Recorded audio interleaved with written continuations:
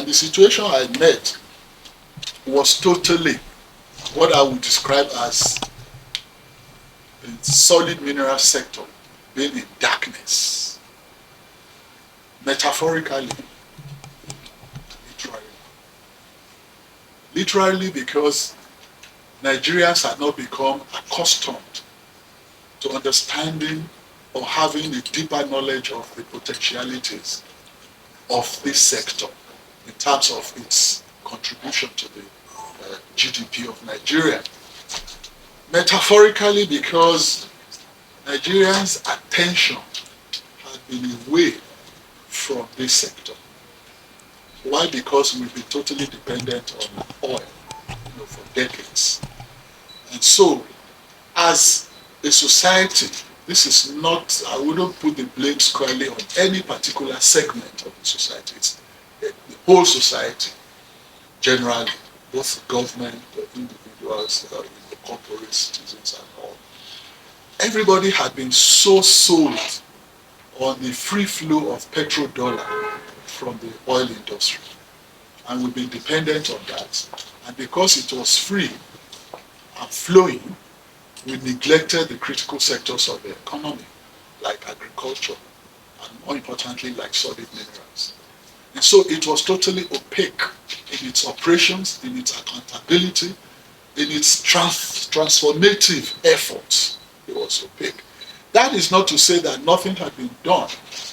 Some things had been done, but they all amounted to like scratching the issues on the surface. So when we came in, we had to hit the ground running. There was no time for walking.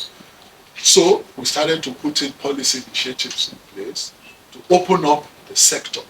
And that was the very first thing we did. We opened up that sector. We were able to rivet attention, national and international attention on this sector and on its potentials for growth, for economic growth of Nigeria. How did we do that? We embarked on an aggressive market, unlocking the richness of the potential, making sure that we pushed out information regarding the number of minerals that we have, the type of minerals that we have in Nigeria, and their demands nationally and internationally. One of the critical points that we want to emphasize here is the fact that because the world had started moving away from fossil fuel, necessarily because of the clamor for reduction in global warming, and the energy source for global warming is fossil fuel, like petroleum, that we had depended upon. And if the world is moving away from it, from that fossil fuel, it then means naturally or logically that our revenue derivable from oil will start going down. So we will have to shift attention away from oil and diversify the economy. Don't forget that the major plank of the President's Renew Hope agenda is the diversification of our economy away from oil into other critical sectors of the economy. So solid minerals is one of the major pillars of this diversification effort. So we marketed, we went abroad, we went everywhere, all the conferences of mining in Australia, in Cape Town, in Saudi, and everywhere, in Qatar as well, selling the potentials that we have in our solid mineral sector. I made presentations even in Washington, D.C., in New York, everywhere, to potential investors to come to Nigeria and invest and unlock our solid mineral sector. And to the glory of God, this has been yielding remarkable results. And today, number one, more Nigerians have become conscious of the potentials embedded in the solid mineral sector of Nigeria. In fact, at the last count, so many people have been coming, making inquiries. Oh, we did not know that we had this type of minerals. We didn't know that we had these viable, internationally viable minerals. They are now making inquiries and they are coming. Investors are coming in droves. In fact, one of the empirical verification factors is the fact that you look at the figures of applications for mining last year and between when we resumed and now, there has been a jump of over 10,000 applications from potential investors wanting to come into the sector. And we have been approving applications to all of this, including international investors.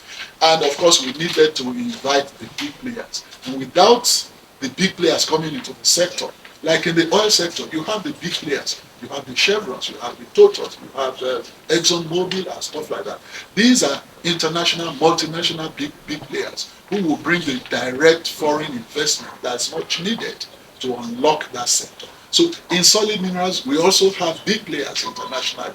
And when we went around to market our reserves and the viability of what we have, they have been showing tremendous interest. So that's one of the things that we did. The second one, we needed to put in place some policy measures to ensure that when these investors come, they're not just coming into the darkness that we had before. One, we will ask some questions. What's the security of their operating environment, the security of their investments, the security of their personnel, and of course, the ease of doing business in Nigeria and particularly in the sector.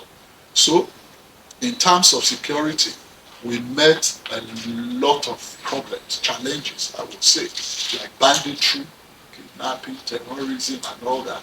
And these were associated with the solid mineral sector because solid minerals is actually not done in the city, not in the urban areas.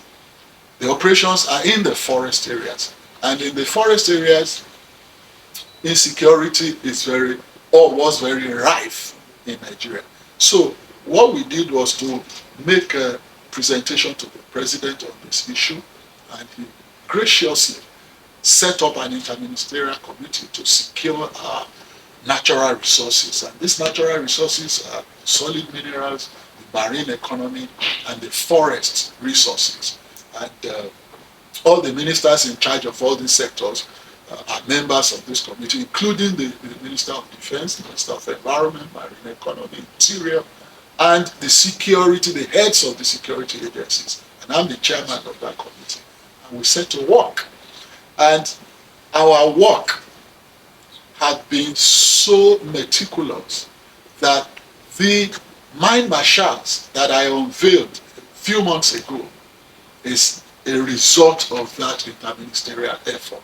Of course, the interministerial effort is still ongoing, but I couldn't wait for the result of that one because of the criticality of curbing that incessant illegalities or illegal operations in that sector. So I also got the permission of the president to consult and collaborate with the Ministry of Interior.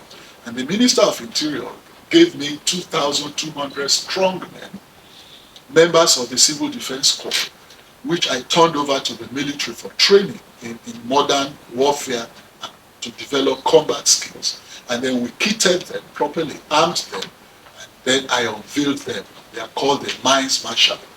And they're distributed to the states, all the states of the country.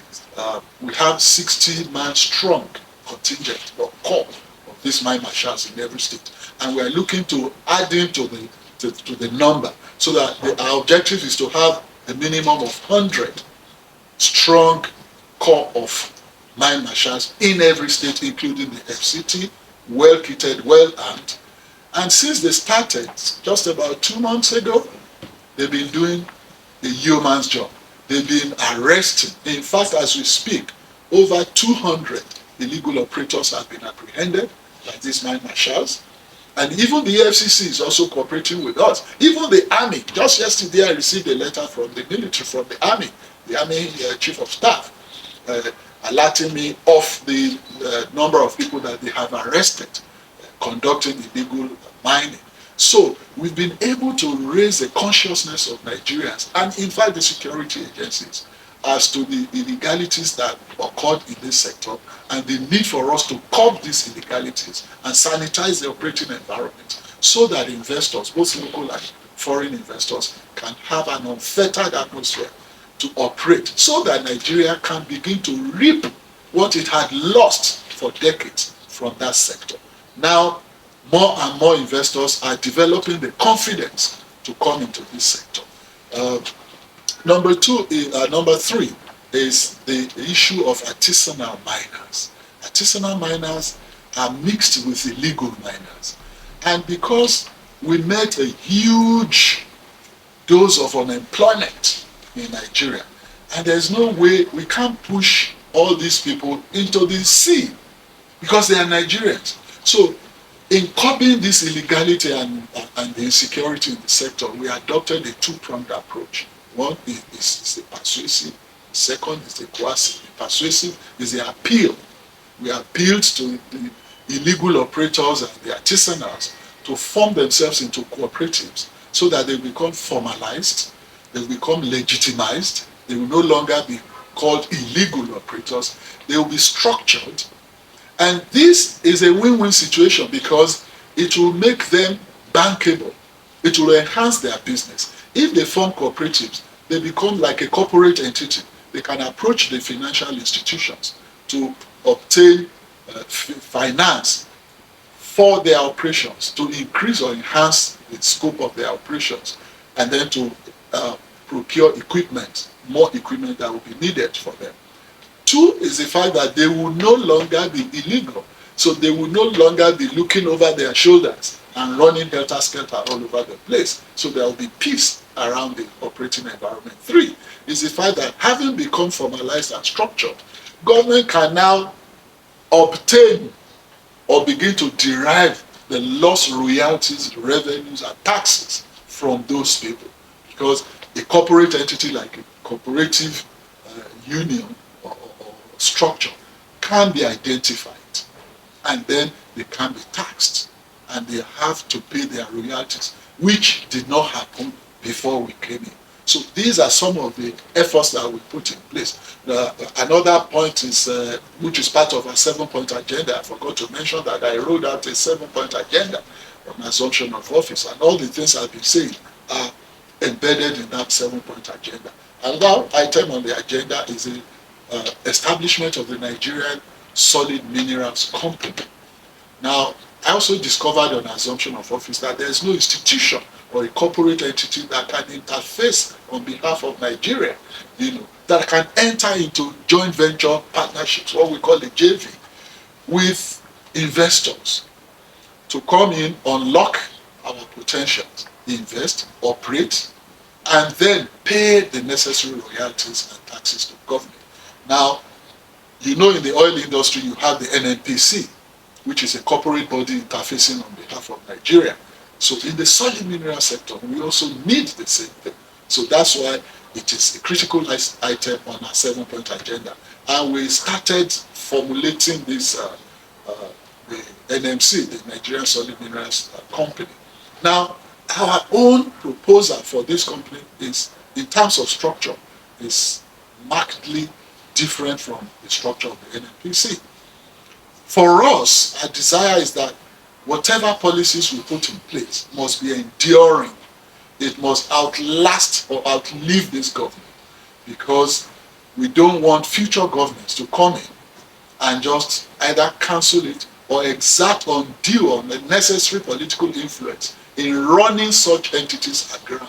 So the equity structure we propose for this mineral company will be 50% equity for the private sector, 25% equity for the public, members of the public. Anybody who's a Nigerian can buy shares within that 25%, and then the last 25% for the government.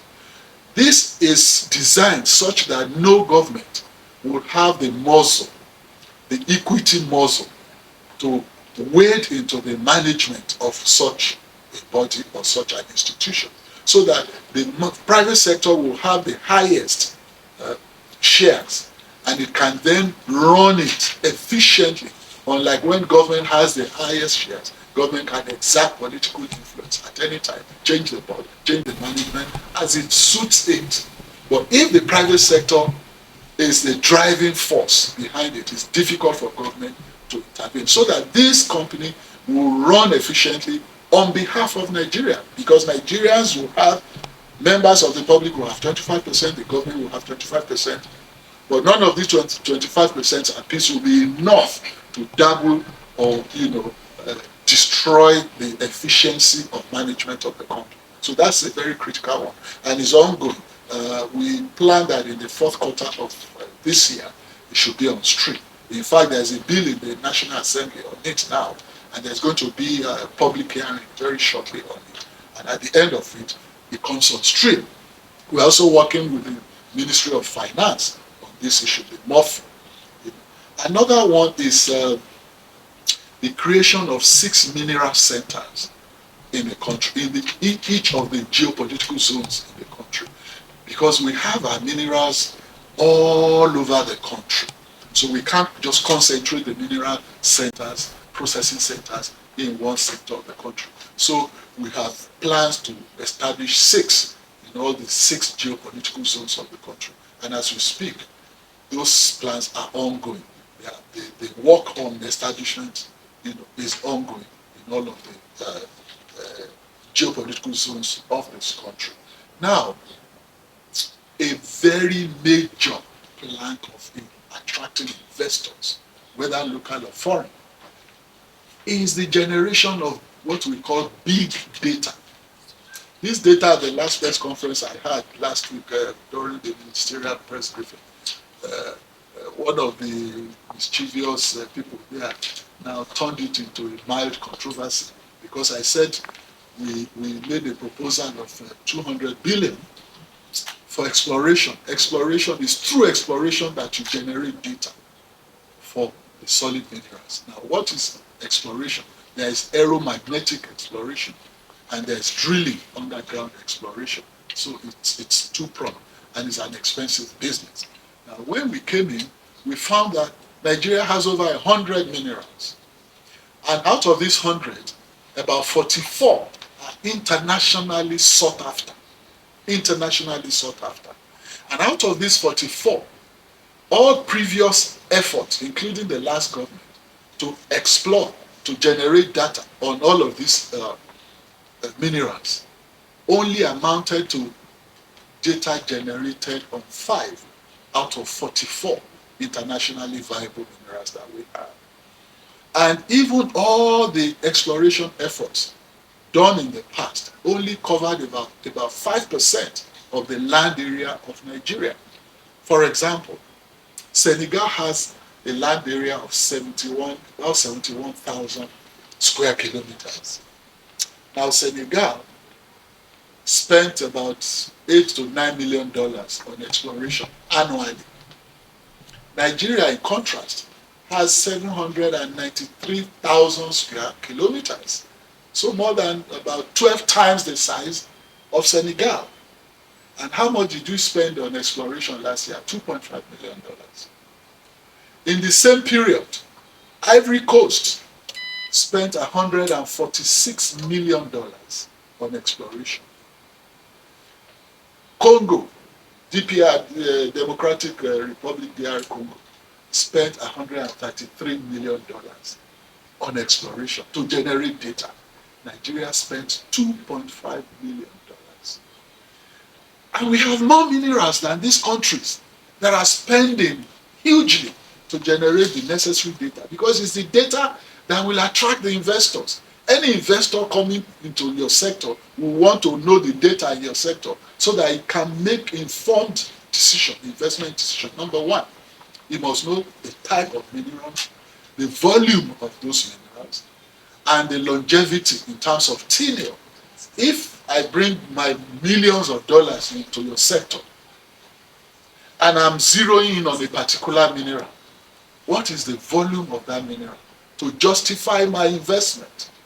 How long will I be able to exploit that mineral, again, to justify my investment? So this is the combination of the geophysical data, geochemical data, hydrological data is all called big data. Unfortunately, some of our colleagues in journalism don't even understand this. What is called big data? They said, oh, that's hyperbole. It's not hyperbole. It's a terminology that is peculiar to the sector. The combination of all of these, geoscientific data is called big data. Now, we had very, very low amount of big data. Like I said, The data done by previous governments only covered 5% of the land area of Nigeria and covered only 5 minerals out of 44 that we have, leaving 39 underground, unexploited, unknown. So that was what informed me and my team to make a conservative proposal of 200 billion naira, not dollar, to devote to generating the big data so that we can market the data to the international investing community. Eventually, when we submitted our proposal, of course, the Ministry of Budget will have to go through all budgets and cut with regards to the amount of money available. So the Ministry of Budget cut from 200 to 70. Eventually, we went to the National Assembly. And the National Assembly has a final say on budget. When it came back from the National Assembly, we got 2 billion. So that was what I said at the press conference, that some mischievous people twisted and said, Minister Solimino has asked to propose 200 billion for a project that existed. What's the project that existed? They said, the Buhari government built a geoscience data, a data center. Now, I actually marveled at the abysmal ignorance of some of our people in this profession. A geoscience data, or a data center, is widely different from the data. It's like building this structure, an office structure. The building cannot be in the ministry. It is the people who will work in the ministry. It's the equipment that you put in there that will make it the ministry. So the government of Buhari built a data center. Where is the data that will be in there? The 5% data that was done before? So we now said, look, a data center is to house or to host the data that you must have generated. So now we have a data center. The 200 billion is not to build a data center, it's to generate data that will be housed by the data center that's been built. So, and that 200 billion, believe me, if you compare the figures of other smaller African countries, you discover that it's even so conservative. And the truth is that at the end of the day, we got 2 billion. So where is that going to take Nigeria? It's as if we're not serious about diversifying the economy. And if you don't spend to generate the data, investors will not come because they won't have the facts regarding your sector to enable them make informed judgment or investment decision. So if we want to show the world that we are really serious about diversifying our economy, opening up and unlocking the potentials in that sector, we must spend to generate the required data that will attract the investors, both local and foreign, into that sector. It is after we've done that that there will be a deluge of investment, and then Nigeria can begin to reap massively from this sector. And our objective is to achieve all of this and make sure that this sector contributes significantly to the gross domestic product of Nigeria, to the economy of Nigeria. Now, the critical plank or item on that 7-point agenda is the local value addition. Before, our minerals had been extracted and taken out of Nigeria, in raw form. And what this meant was that we had been losing a lot. Let me give you one example. Our lithium is one of the finest qualities in the world. And it has other associated minerals like nickel, like cobalt, like copper. So when an operator takes an ounce of our lithium out of Nigeria, perhaps he declares lithium. But when he gets to his host country, he now has other associated minerals to his gain, to the loss of Nigeria.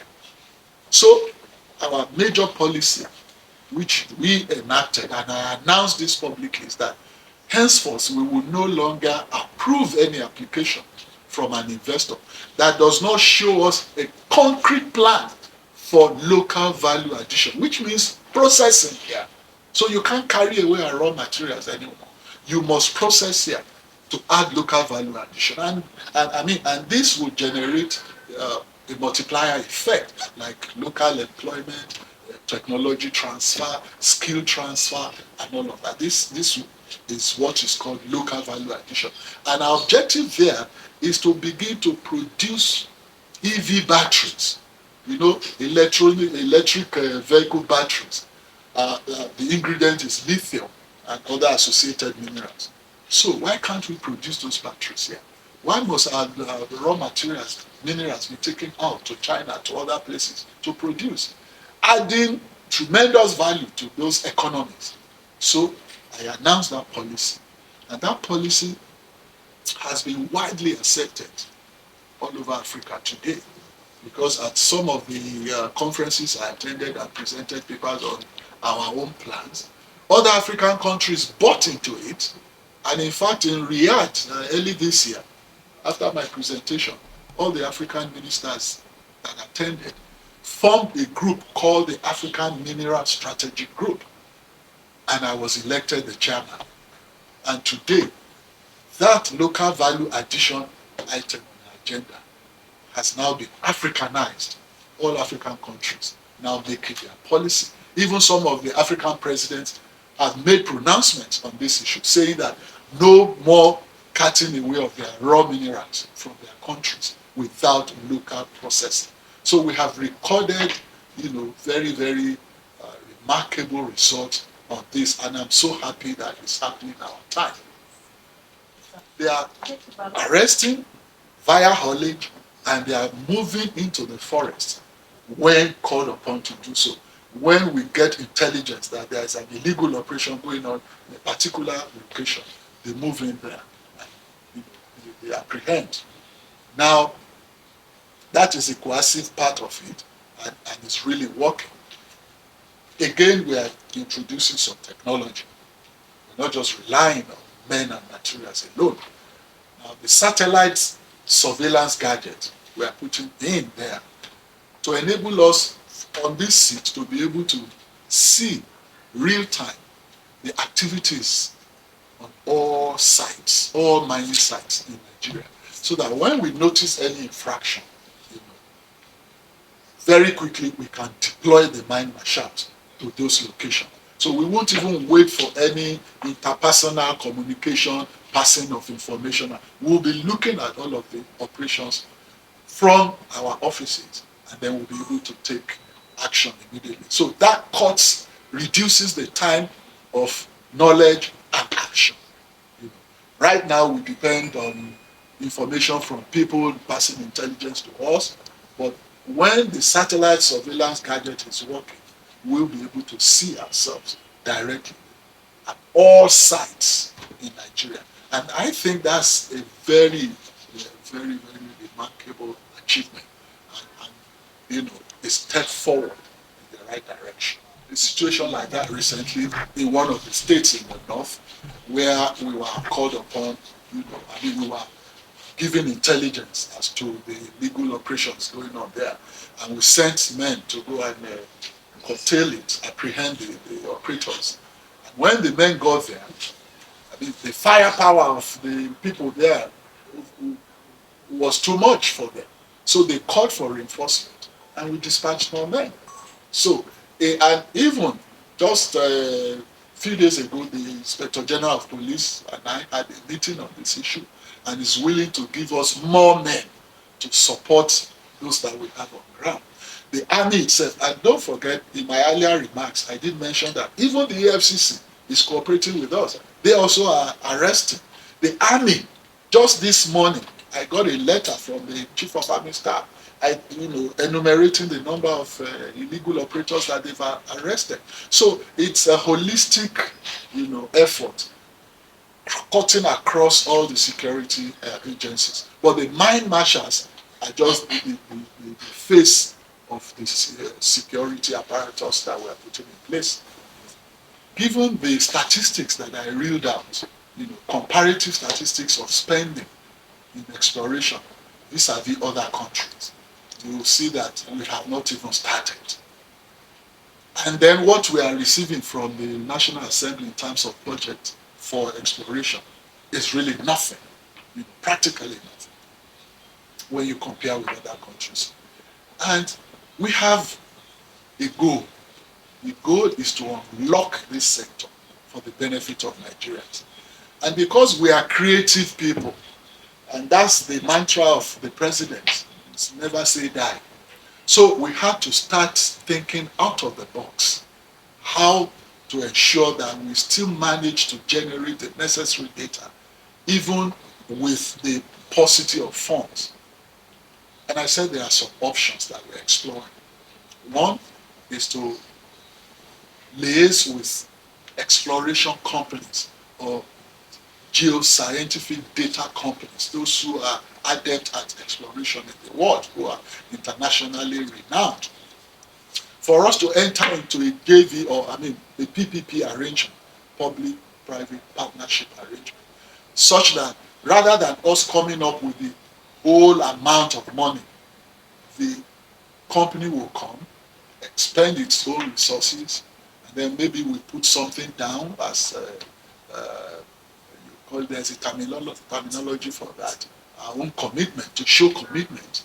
We put something down as equity, then they conduct the exploration. At the end of the day, we will share whatever it is. There will be times the Ministry of Justice will be involved in all of this.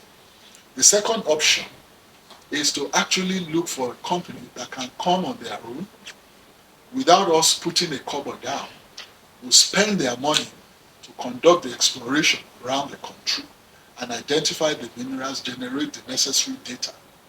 What we can then do, which is also one of the things being done in other parts of the world, is to share, to say, okay, out of you have helped us to identify or generate the necessary data on, say, 39 minerals.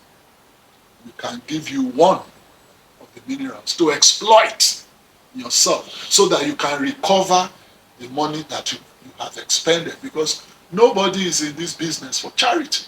You can't call a company to come and do your exploration free of charge, because we know what it costs.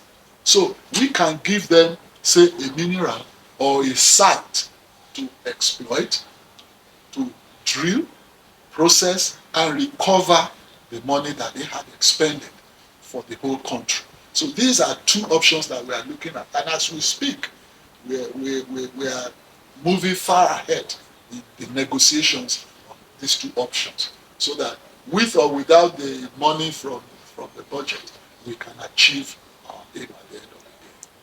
Thank you. That's one of the challenges I met on ground.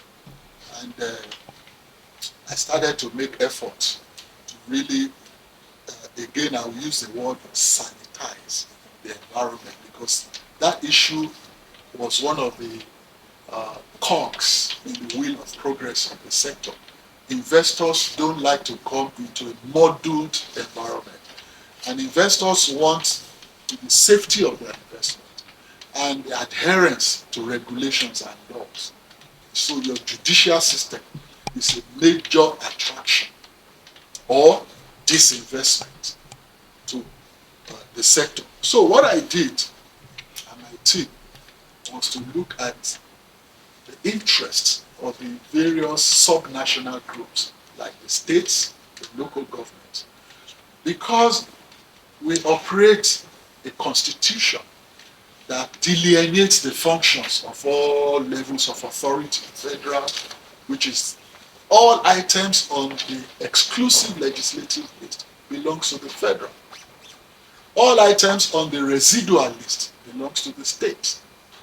And all items on the concurrent list belongs to both federal and state. But in case of any clashes, the federal will supersede in the concurrent.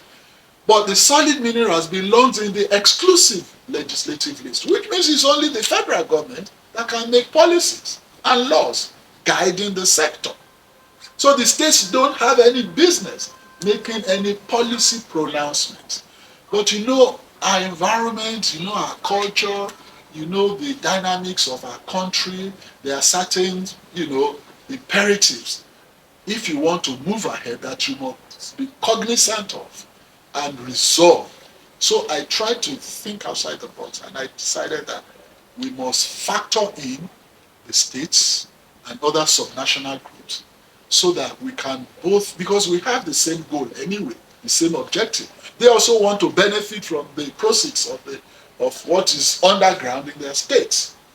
But they own the land according to the constitution. But what is inside the land is the federal government. Just 2 weeks ago, I had a meeting with all the governors, the chairman of the governors forum. I discussed with them. A couple of them came here. We had meetings on this issue, and we decided to expand the scope. And at that meeting, 32 of the governors attended. Some attended virtually, many of them physically there. And I addressed them on this issue that we mentioned.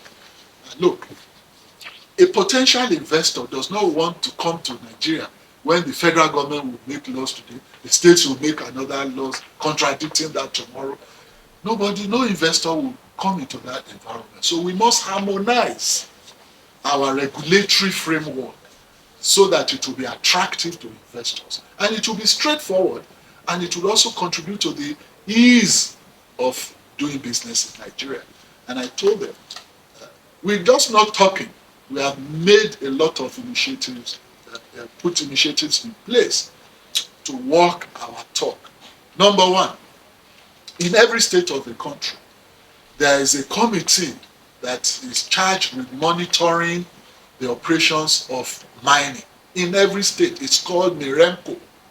It's Mineral Resources and Environmental Monitoring Committee. It's MIREMCO. It's in every state of Nigeria, 36 states and the Federal Capital Territory. We have them. Now, this will interest you. In our attempt to bend backward to accommodate the subnational authorities, we ensure that each committee in every state is made up of 10 members. And we gave the governors the leeway or the latitude to nominate whoever will chair the committee in his or her state. That's one. In addition to that, we gave the governors the same latitude to appoint 5 members of the committee, plus the chairman making 6 out of 10. So what that tells you invariably is that the states actually run these MIREMCOs in their states. And these MIREMCOs are in charge of all operations. They are to monitor the operation. They are to see to the responsible mining in the states, to curtail environmental degradation, and all issues pertaining to mining in the states. This committee is saddled with that. And the states have 6 people out of 10 in these states. In those committees. That's one. 2 is the fact that I announced publicly another policy initiative, which is new, that states can now form themselves into corporate entities and apply for mining licenses and mine in their own states, just like any company, so that they will have a sense of belonging, a sense of participation, and then they will be able to actually curtail illegal operations in their states. Don't forget, they also, because they own the land, they own the environment there, they have the knowledge of the local terrain, much more than us, so they are able to have a sense of ownership when they are able to mine in their states. And a couple of the states that have applied have approved their mining licenses. So I do not see any other more efficient method of bringing them on board, making sure that they have a sense of ownership, a sense of belonging and participation, to reduce tension. Because if they make, I told them, there's been a rash of policy, some of these governors making policy pronouncements. I said, it's untoward because it is against the Constitution. And I didn't want to heat up the polity by going public to counter them. And I told them that, look, if you notice any infraction in mining in your state, consult, call me and tell me you notice so going on. And you even tell me what you intend to do about it. I can give you the go-ahead. So if you make your pronouncement and somebody raises an issue, I can come up and say, oh, the federal government is aware, because we are working towards the same objective of ensuring that we maximize the benefits derivable from this sector. So we've taken care of that. Talking about taking ownership. Very unfortunate instances, conniving with illegal operators. So when we assumed and we were office and we noticed this kind of challenge, we embarked on a very comprehensive review of our community development agreement. That's part of the requirement for approval of licenses in review. There's you must have a letter of consent from the host community verifying that you are allowed to come and operate mining in that community. But we've noticed that in the past, you could obtain your license or your approval before going to the community to obtain license. And we found out that a lot of operators too, after obtaining the approval, they just disregarded the host communities. So in our review, and I have unveiled that reviewed document, it's been concluded and I launched it a few weeks ago too. We now made the letter of consent, the procurement of the letter of consent, prior to obtaining approval here. So rather than getting your approval here and then going back for consent, you must go there first and obtain the letter of consent from the host community before we can approve your license. And this is just to engender the sense of ownership and participation by these host communities. Another thing that is intractable, seemingly, within the host communities is that when a potential operator goes to a community and identifies a location, a land area to mine, and he goes to the owners of the land, the families that own the land, and he negotiates with them, and then they sign an agreement. Within a twinkle of an eye, another branch of that same family comes up to say, we were not factored in, we were not taken into consideration and stuff like that, and incite all kinds of confusion into it. So to stem that, we now say, henceforth, the traditional ruler of that community must also certify the authenticity of the letter of consent before we now grant approval. Yeah. So we've been, identifying these challenges and making, very concrete solutions.